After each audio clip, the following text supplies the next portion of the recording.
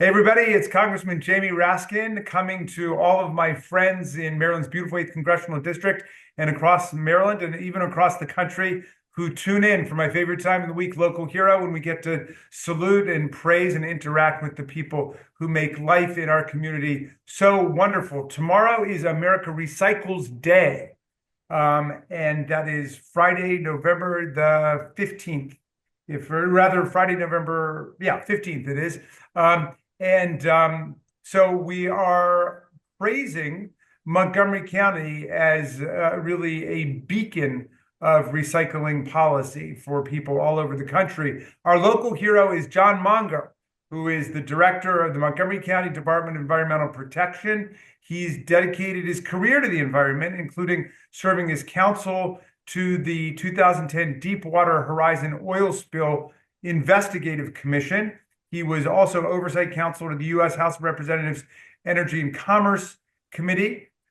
He served in President Biden's administration as Assistant Deputy Administrator of the U.S. EPA, where he oversaw all agency policy management and operational priorities. He went to the University of Michigan. He graduated magna cum laude from Catholic University Law School, and he has a really fantastic job working to promote the environment in Montgomery County and recycling. For all these reasons, Jon, we are naming you local hero this week. Congratulations.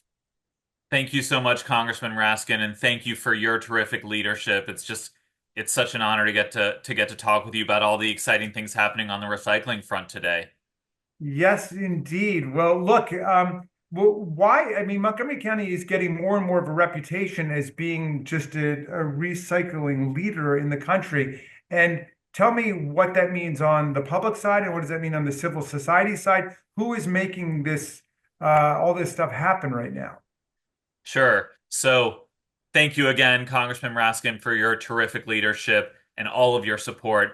The real local heroes are the Montgomery County residents and businesses that are stepping up in so many terrific ways to really move the needle on recycling in Montgomery County. So, there's just so many great examples of Montgomery County students who have stepped up and developed their own innovative recycling programs. We have Montgomery County students that started programs to recycle sports equipment.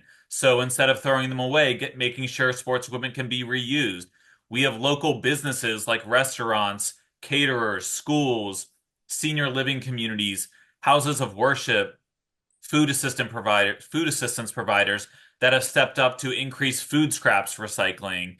And we've also seen really exciting efforts by apartments and condominium buildings where residents are banding together and forming committees to really make sure that everyone who lives there knows about all the different ways they can recycle. So it's really the public that lives, works, and plays in Montgomery County that are the true heroes on this front. And our job at the county level is really to make sure we're making it as easy as possible for people to access all the different types of recycling that we offer in the county.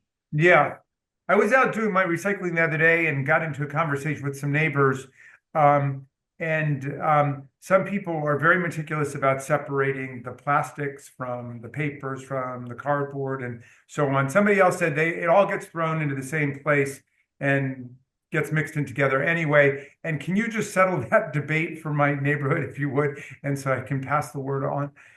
Absolutely. So in Montgomery County, we separate, and it really allows us to do a few things. Number one, it reduces contamination, but so by keeping different materials separated, it's less likely that the paper will get contaminated by something else. Why is that important? We actually sell a lot of the materials that we recycle. It has a value. So, the cleaner the material is, especially when it comes to materials like paper, the more we can actually sell that for. And we do have ways to separate out things so that even if people put something in the wrong bin, we have a way to catch it on the back end. But thanks to everybody in Montgomery County, we're also in the process of upgrading and modernizing our recycling center. So we're going to be installing new equipment that's going to be helped by AI, artificial intelligence technology, that'll help us better separate out different types of plastics. increase recycling materials so that they're higher quality, and reduce that contamination. So we're always trying to do it better. Right now, we have a good system in place, but there's a lot of exciting technologies out there that'll help us do that even better. Okay, but when people are doing their household recycling, we're expediting and improving the process by separating the papers from the newspapers, from the cardboard, from the plastic, and it doesn't all go into one big jumble.